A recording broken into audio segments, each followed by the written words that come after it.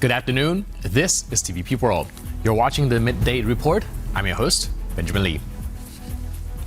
Russia launched one of its most intense attacks on Ukraine in months, firing hundreds of dozens of drone missiles and cruise missiles overnight. At least 3 people are reported dead and major blackouts have hit several regions. As Poland scrambled jets, peace talks show no breakthrough and Ukraine faces another dark holiday season. Russia struck Ukraine overnight with at least 650 Shahed drones and 30 cruise missiles. Several regions came under fire, including residential areas of Kyiv. All night long, the terrorist country has been attacking Ukraine with drones and missiles. The enemy is targeting peaceful settlements and ordinary people's homes. Once again, Russia targeted Ukraine's energy infrastructure. According to the authorities, the western parts of the country have been impacted the most. Massive blackouts have been reported in a number of regions. Just like in previous years, Russia is trying to cripple Ukraine's energy supply during the cold months. Amid frequent power outages, power generators can be seen around every corner in Ukrainian cities.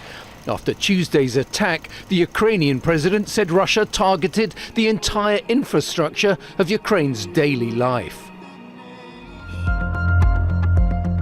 This Russian strike sends an extremely clear signal about Russia's priorities.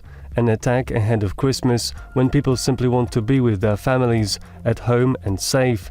An attack carried out essentially in the midst of negotiations aimed at ending this war. Putin still cannot accept that he must stop killing, and that means that the world is not putting enough pressure on Russia. Over the weekend, delegations from Ukraine and Russia separately discussed ways to end the war with American negotiators in Florida. The talks are going along, and I say that, there's tremendous hatred between these two leaders, between President Putin, President Zelensky, tremendous hatred, and I hope we can get it done. According to media reports, the talks in Miami brought no breakthrough. And as the prospect of peace remains distant, Ukrainians brace for yet another cold and dark Christmas holidays. A diplomatic standoff is brewing in northern Poland. Russia is refusing to vacate its consulate in Gdańsk, defying a Polish order to shut it down by midnight. Warsaw links the closure to acts of sabotage blamed on Russian operatives, while Moscow insists that it has every right to the historic building. A diplomatic standoff is unfolding on Poland's Baltic coast. Russia says it would not vacate its consulate in Gdańsk, despite a Polish order to shut it down by midnight, December 23rd. Moscow insists it retains full rights to the historic building, even though it belongs to the Polish state. In a letter to city authorities, Russia's foreign ministry said a, quote, technical employee would remain inside the building, a move Polish officials see as an attempt to block a formal handover. Gdańsk deputy mayor warned that if the Russian side refuses to cooperate, the city will seek an immediate transfer of the property through legal channels. The closure decision came from Poland's Foreign Minister Radosław Sikorski after what Warsaw describes as a sharp escalation in Russian-linked sabotage on Polish soil, targeting rail infrastructure used by civilians and vital routes to Ukraine. Speaking in Parliament, Sikorski said the latest incidents cross a red line.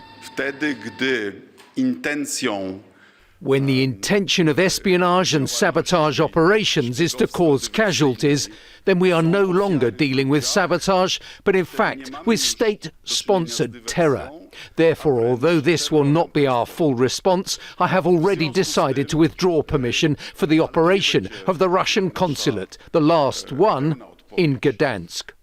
Moscow responded late November by closing a Polish consulate in Irkutsk, calling it retaliation for Poland's move to shut down the Russian mission in Gdańsk. Warsaw says Russia's military intelligence, the GRU, routinely operates through proxies, a charge Moscow denies. With the consulate ordered shut and Russia refusing to leave quietly, the dispute now shifts from diplomacy to enforcement. U.S. President Donald Trump's push to take control of Greenland is facing sharp criticism. Rasmus Gjedssø Bertelsen, professor of Northern Studies at the Arctic University of Norway, told TVP World that the move makes little sense but reflects Europe's continued reliance on U.S. military power.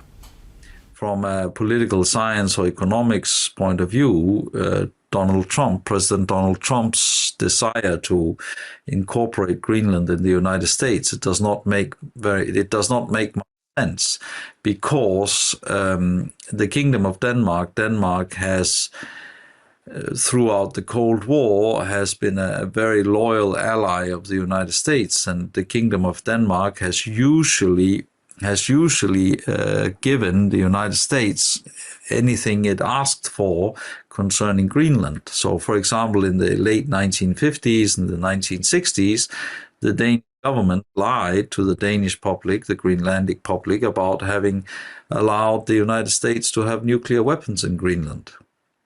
And it's very hard to imagine that the Kingdom of Denmark and that the government of Greenland would not be highly obliging to the United States militarily, economically today.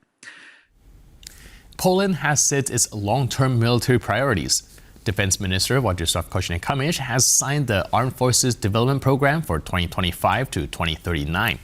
The classified strategy outlines key areas such as air and missile defense, drones, logistics, and combat readiness. Polish Armed Forces Development Program for 2025-2039 has been signed.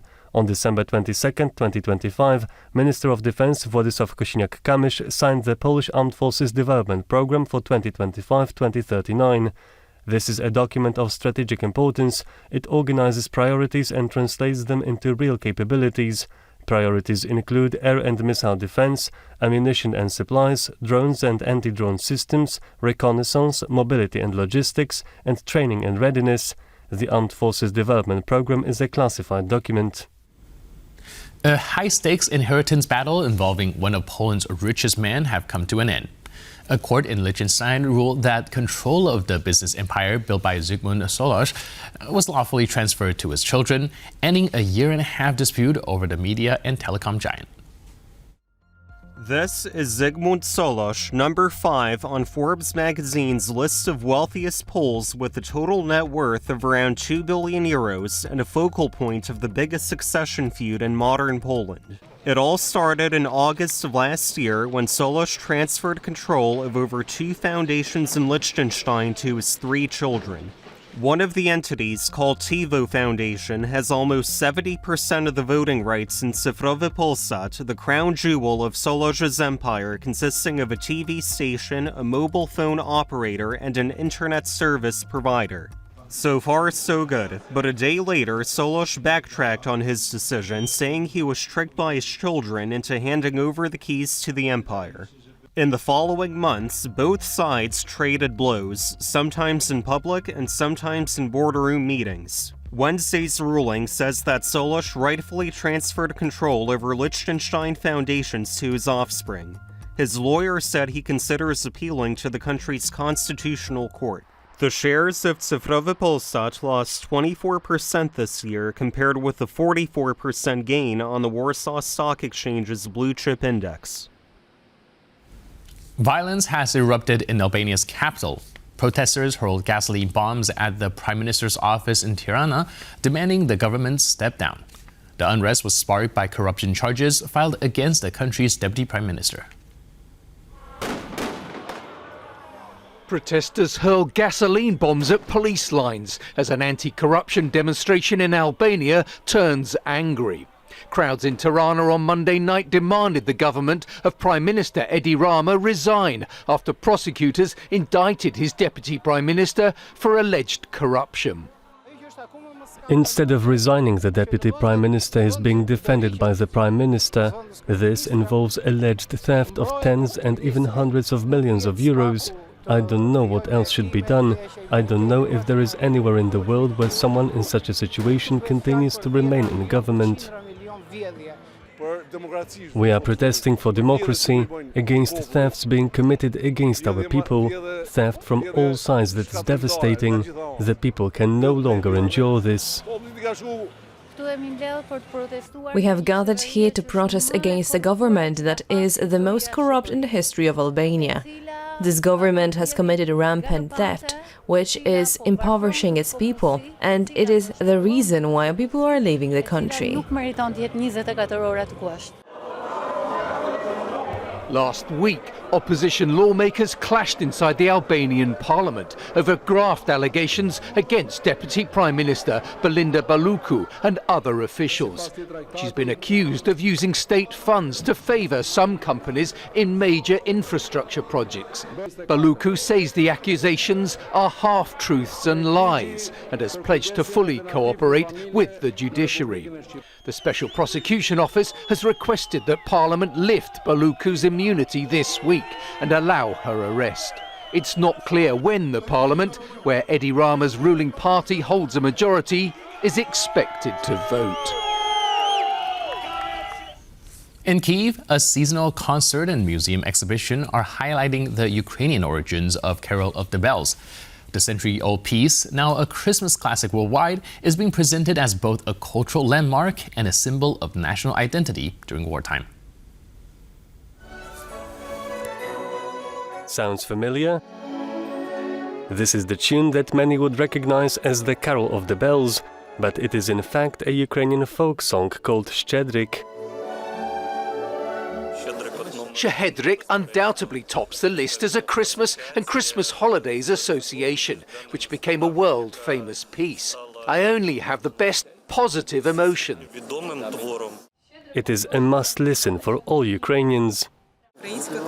I think it is a Ukrainian classic and this is a historic piece. Well, everyone knows Shchedryk. It is our Ukrainian Christmas melody, or we could call it even the anthem of Ukrainian Christmas. It was composed over 100 years ago by Mykola Leontovich and was then popularized by fellow Ukrainian composer Oleksandr Koshyts. Shchedryk is a classic promoting Ukrainian culture worldwide. Even today we have this song, the Leontovich performing actually, and Koshyts performing Shchedryk like a cultural diplomacy of Ukraine, because people heard about Shchedryk, they exactly know that it's Ukrainian song, that is Ukrainian culture. Between 1902 and 1904, Leontovich lived in Pokrovsk, a city on Ukraine's front line which the Russians have been trying to capture for more than a year now. Despite the ravaging war, the message of the song remains unchanged. In Shchedryk we can hear the whole beauty of Ukrainian language, of Ukrainian culture, and even in different languages the main context of the song, the context is to bring happiness, to bring a good news to people. A modern version of the song by legendary American composer John Williams can be heard in the Christmas classic Home Alone. Slovakia's prime minister has rolled into the holidays literally. Robert Fico opened a new tunnel on inline skates, showing off his rollerblading skills while delivering Christmas wishes to the nation. Good morning from the Vishnovi Tunnel, my dear friends. I didn't want to miss this opportunity to skate through the entire tunnel on roller skates. I won't say anything else because I'll be giving an official speech in about 2 hours. Many thanks to everyone, many thanks. It's a fantastic thing, and I wish you a Merry Christmas and a Happy New Year.